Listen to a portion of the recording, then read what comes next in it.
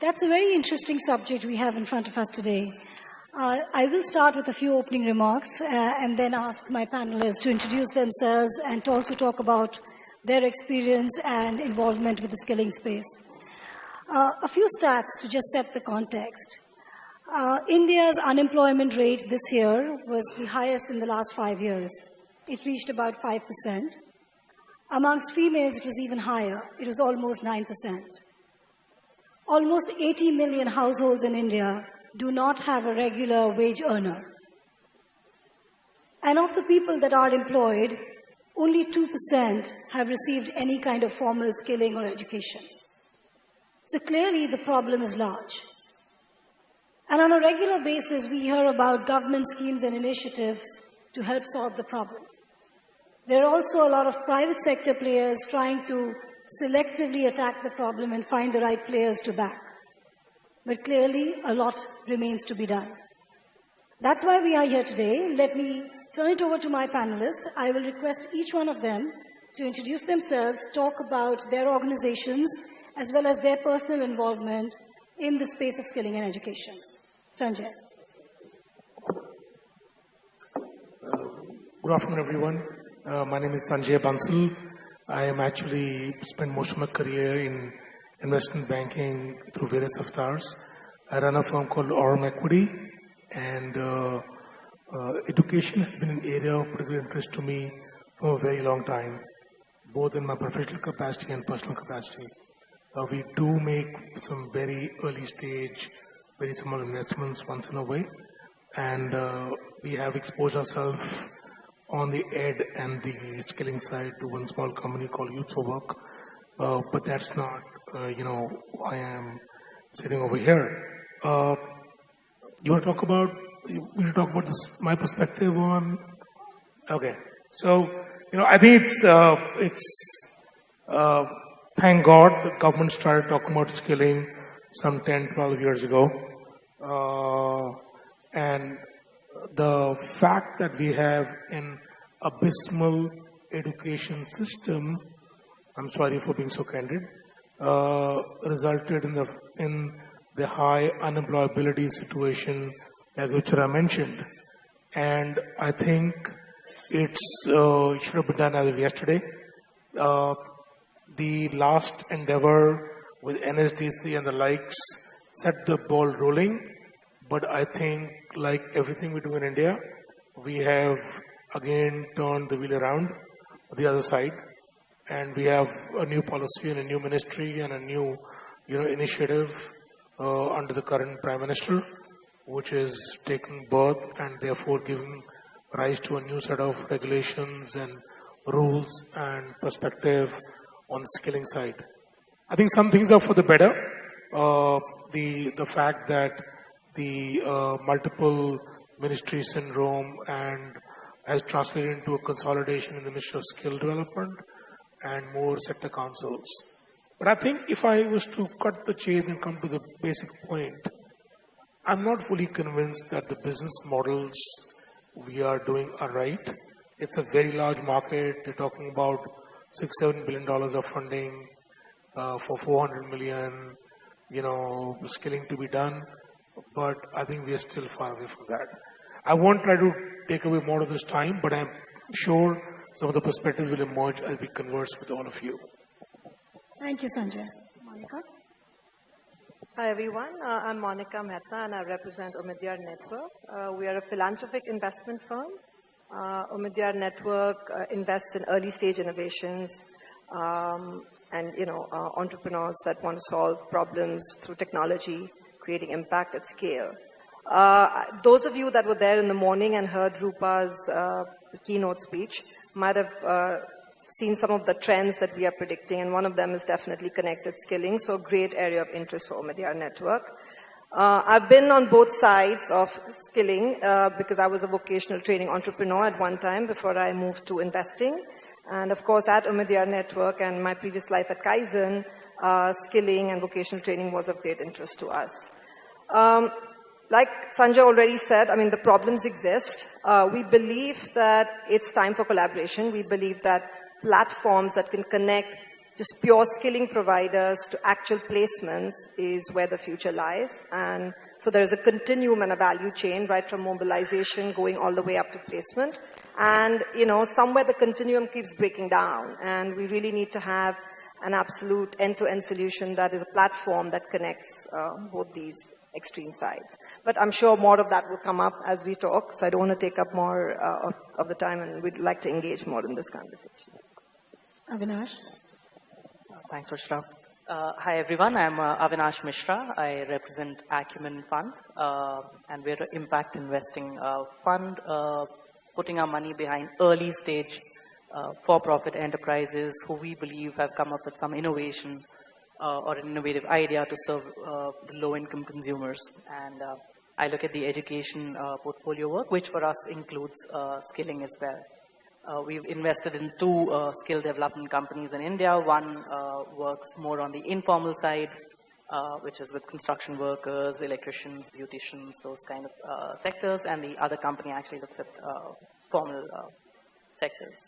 Also, just to give you a little bit of background, I used to be an edtech entrepreneur myself, so again, have seen both sides of the investing sort of side as well as the entrepreneur side, so I'll probably share some of those perspectives.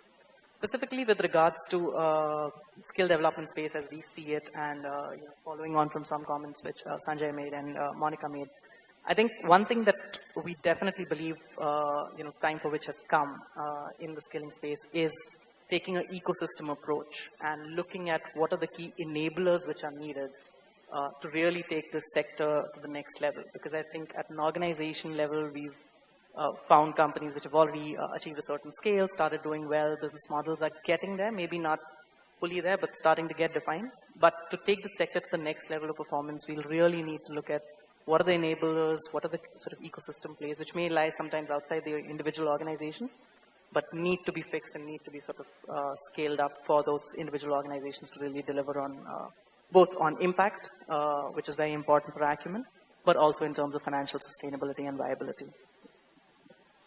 Manchu? Thank you, Ruchira.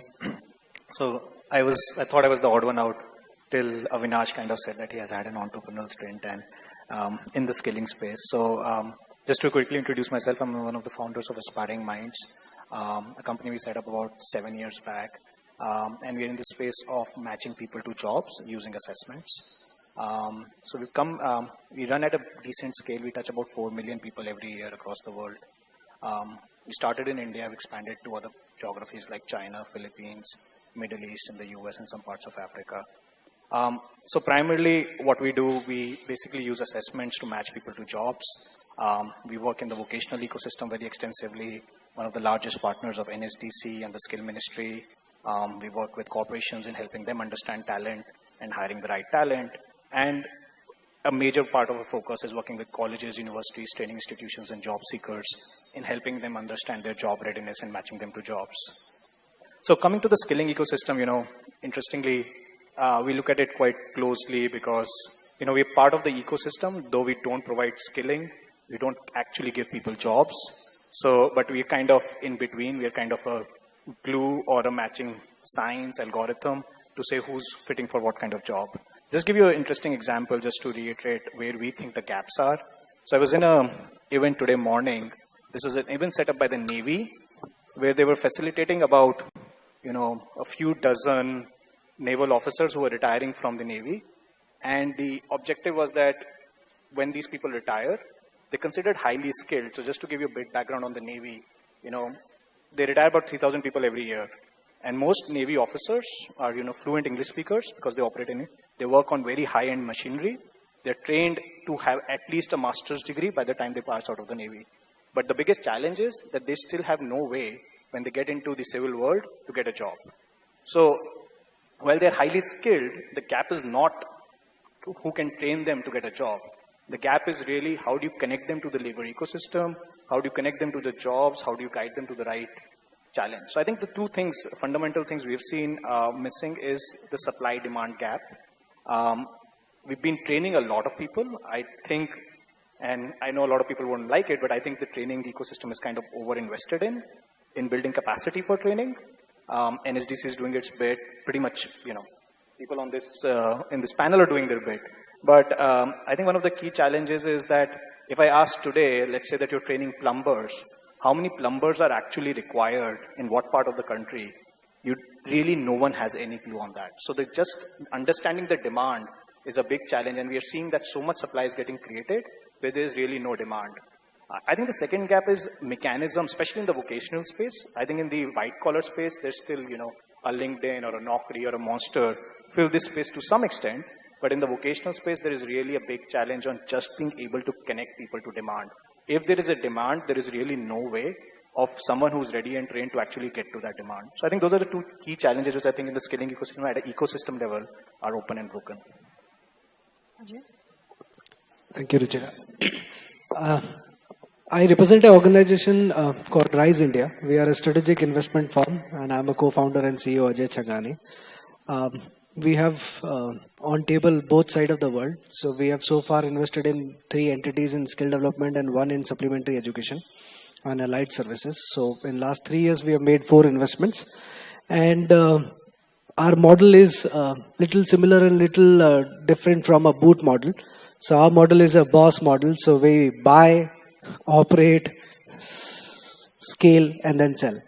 So this is how we have been doing it. So we are operating 3 entities in skill development industry, and we bring both the side of the table, what we look for when we invest, and how do we operate and how do we bring differentiation on the table. And the gentleman's question is, how do you then find and identify those areas? Do you take the view that this area just does not require the same number of workers and therefore the skilling should stop, or can you create the demand? And how do you do that matching better? I guess you've put your mind to that. Sure. So, the very simple answer is, I don't think people in this room are going to create the jobs. Or, I think jobs are getting created. I'll give you an example, and then I can come to, I think where the real challenge lies. If you just look at the new aviation policy which was launched, where we talked about, creating small city connects at a low cost, that potentially will create millions of jobs, from airports to aircraft technicians, mechanics, cabin crew, and all that kind. So I think jobs are getting created. I think as the economy grows, jobs will get created. I think the skilling ecosystem is basically readying the work talent pool to, to meet demand. I'll give you another example, if you look at the automotive industry, the automotive industry is growing. They are hiring a lot of people quite extensively. One of the challenges which they see is that the quality of people they get is fairly poor, especially in their overall ecosystem when it comes to maintenance of cars, servicing, pre-sales, post-sales, and the stuff. And that actually creates the cost of owning a car much higher, making it at an impediment to the demand they have for their cars. So if you look at the automotive industry, actually the OEMs are very keen to invest to build a skilling ecosystem for the overall ecosystem so that, owning a car can be cheaper and more cars can sell. But to come to that, I think the challenge on demand is actually twofold. It's not just that there is no demand. I think there's a lot of demand. We just met an employer who wants to hire 5,000 people who repair set-top boxes. The challenge is that these 5,000 people are going to be across the country. They are a satellite television provider, and they need these 5,000 people from across the country, a few people in every major town. And no one really has, if you look at a skilling partner, there's no one really who's going to provide these 5,000 people to them. So the challenge is, how do you aggregate such demand and break it up into pieces so that that if you're doing, skilling in a particular area, what's the real need of that area so that you can build skills and connect them to the jobs over there. So it's also just having, it's not an absolute number, but it's also what is needed and in what quantity so that you can skill to that and actually create an ROI for your skilling solution. If I just try to answer the question and then take what Himanshu said, where is there a dearth of jobs? In a matter of speech, there is, IT is a classic example of an industry where we created jobs and work across the world sitting in India. We have people, if we provide the right environment and ecosystem, and that is what skilling is about, then there is enough and more need for existing sectors for domestic market. There's enough and more need for sectors globally. I'm going to take construction, right, which is one among the most successful one. It's 10% of India's GDP. If we just break up the sectors in this GDP of this country into sectors, the writing is on the wall. So, I mean, I think that the demand is there, only thing is skills are missing. So if some things are done right, you can replace the existing skills of people who are there. You may not create fresh jobs, but you create fresh skill sets and therefore higher productivity. Yeah, Ajay, can you... So, coming back to your point on agriculture specifically, often we are, there's a misconception about skilling, and let me put it very bluntly here, that skilling is not supposed to create job. Skilling is going to be a matchmaking practice, and skilling is not aimed to create jobs, but also to create job seekers and job creators. So, to answer specifically on agriculture front, a lot of training on agriculture is happening, which creates self-employment and upskill the existing farmers for better efficiency and also leveraging technology. That's one piece. There's a lot of unorganized labor market which works in the farms across the country, and these skilled laborers get into the unorganized sector of the employment, but it also creates jobs for them. So it basically caters to both employment creation and employers, because ultimately it leads to entrepreneurship as well. And another point that Himanshu alluded to was, you can have the skilling, but the issue is having the skilling where you actually need it. Because if the demand is disaggregated and you don't have critical mass of demand in a particular location, you need to have a disaggregated way or distributed way of skilling, which becomes more challenging. And that's where I guess technology will begin to play a big role. There was the other question on the libraries. I think that's a very important one as well. It seems to be a neglected segment of education and skilling. Even in the earlier conversations we were having, Monica, this morning, we were talking more about K-12, pre-K, workforce readiness, but we didn't focus much on sort of support services and ancillary services like libraries, and not just the libraries that are part of institutions, but also public libraries. What role can the state and the government play in ensuring that the public libraries serve a purpose? Do you have any thoughts? Have you, in your role as an investor, come across any providers like the kind the gentleman talked about, ERP solutions, library management solutions? Do you think there is an opportunity there? Very interesting question. I have to be honest, I've never thought about it, although it seems that it's a very important problem to solve. I think that, I think one of them touched upon it earlier. Perhaps there isn't a good sense of where the jobs are in the future, or what are the areas where jobs are needed versus what are the kind of skills that people are coming out with, right? So I don't think there is a real data. I mean, there's no data platform out there which tells us where really is the gap. Yeah. And so, since he's brought out this element of librarians and a requirement of those, I mean, I have to say that yes, that there would be a requirement if that's what the data is showing. But for people that are providing skills, that's obviously not evident because that's not being done, correct? So unless there is some kind of data out there that kind of tells us where really the jobs are needed versus where the skill providers are coming out with in terms of, students that are coming out with certain skill sets, it's not going to really bridge the gap. So that's really my sense. But that may be just one area, right? I mean, yeah, I'm sure that there is plenty like those. So I really think it's a data management issue. But I wanted to touch upon one other quick thing, if I can, before Avinash takes over, and that was on the previous question. I think we keep talking about just reskilling. I think there is going to be an issue of jobs being lost in the future of work. And I think that rather than just thinking about reskilling or only creating new jobs, we also need to think about creating new entrepreneurs. Because when you have new entrepreneurs who create new companies, then you have jobs being created too. So more incubators, more accelerators in the country that can actually enable people to think of being entrepreneurs as opposed to just skilled labor in the market can actually enhance the future of work, because not everyone is going to be able to match to a job in the future. Right. And so I think that's really So important. it's preparing the workforce for the future, what you're talking about. Yes, to be entrepreneurs as opposed to just being skilled labor, Right, and actually creating jobs for the future. Right. Because the Avinash- Ubers of the world will come, Yeah. and I mean, they will displace a lot of people, and there's a lot of companies that are already displacing, not only in India, but in the West, the workforce. So one has to think about other things that can be done to really create an ecosystem for the future of work and for the future of labor. Good points. Avinash, you would like to add? Sure. So, while unfortunately I can't speak intelligently about libraries specifically, but one point that I really liked and I think is very pertinent for our sector is you mentioned library are teachers of teachers, right? And I think in the skill development space, given the huge requirement and the scale at which the sector and companies are growing, finding the right talent in terms of trainers and adequate manpower is a huge challenge.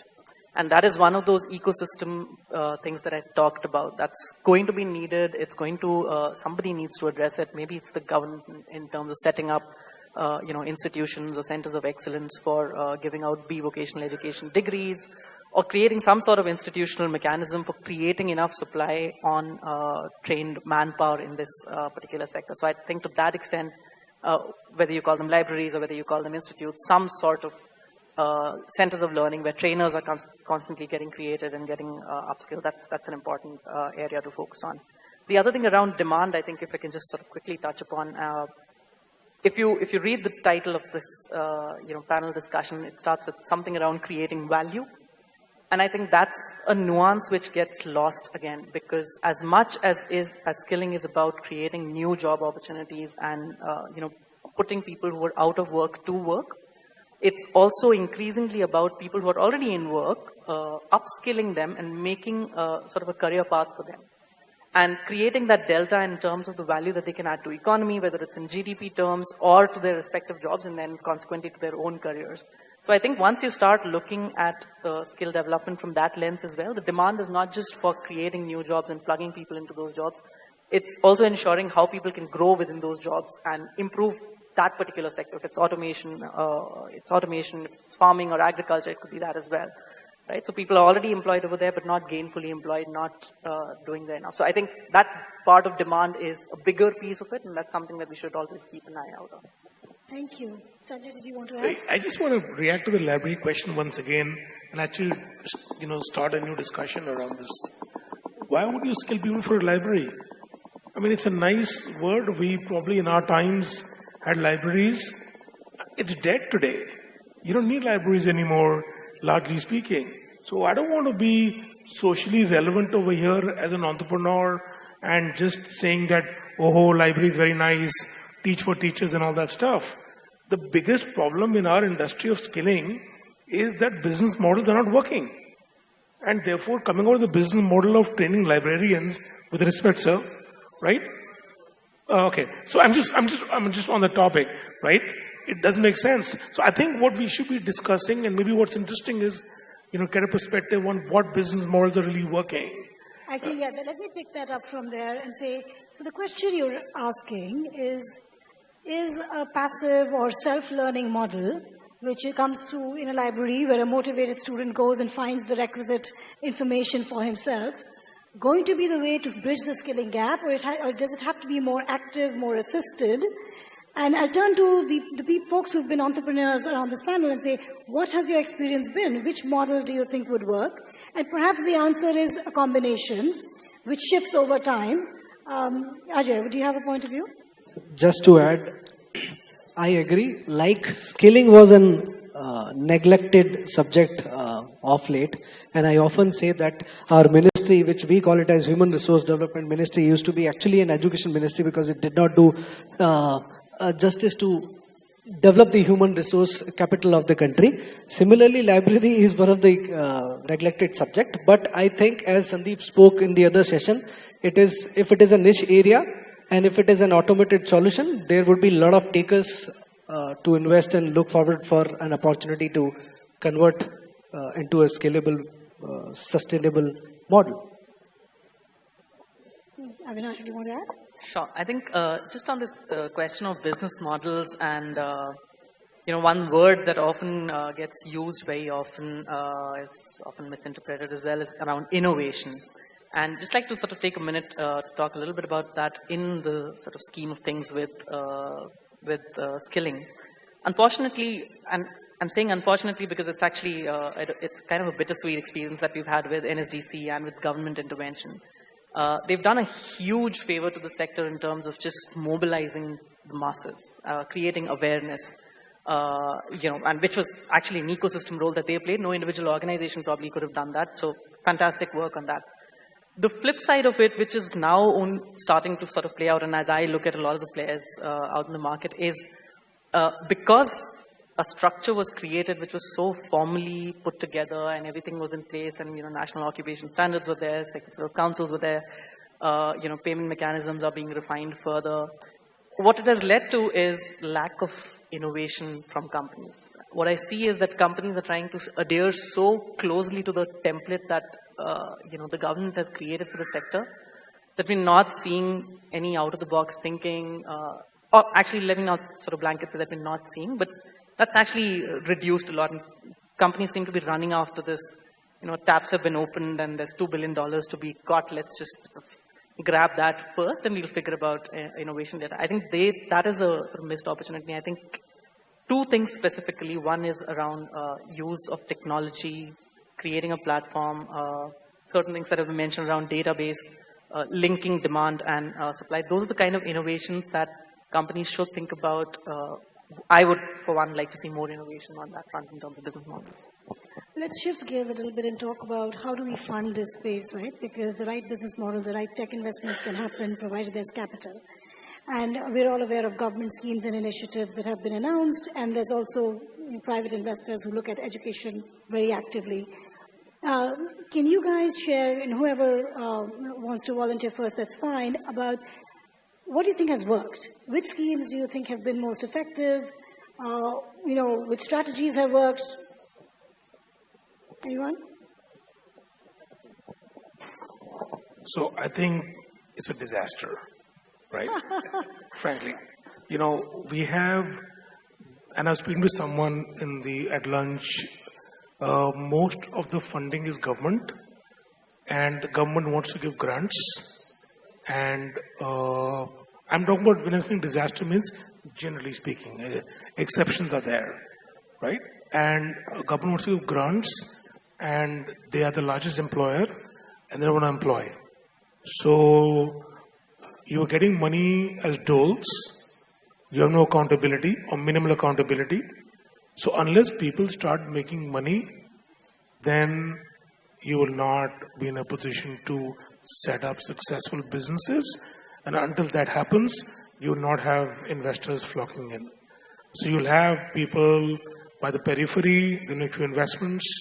But I think if you really want to see radical investment into the sector, which it demands, I think much is to be desired.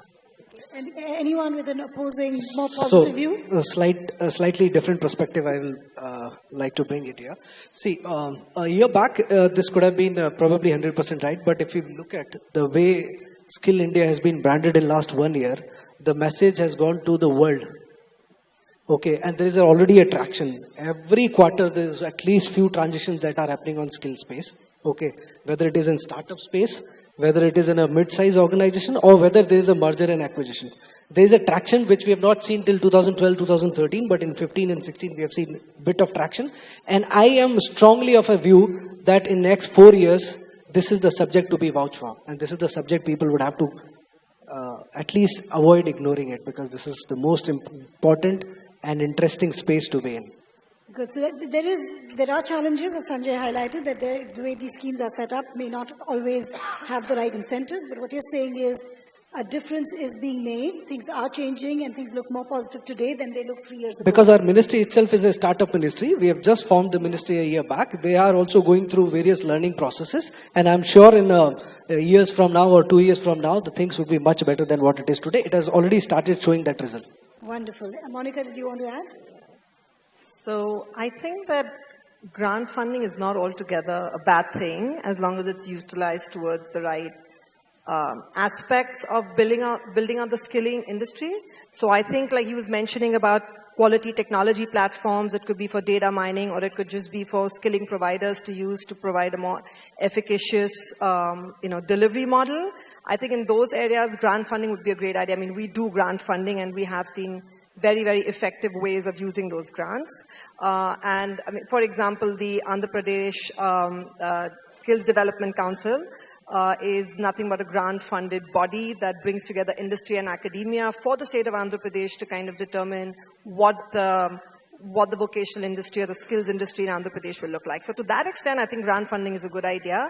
But I do agree on the side of models need to be skilling, delivery models definitely need to be for profit and sustainable. So, I mean, I think it needs to be a balance between the two, and not one or the other. Yeah, it needs to be a balance. And like you said, it also depends on the stage and the purpose of the grant funding. If it is to establish a minimum viable product or establish a market entry, legitimacy strategy, that's fine. But then eventually there has to be a clear path to profitability in order to attract private capital. Thank you. Thank you very much to all the panelists for your insightful remarks. Thank you also to a very engaging audience who kept it all interesting for us. Thanks a lot.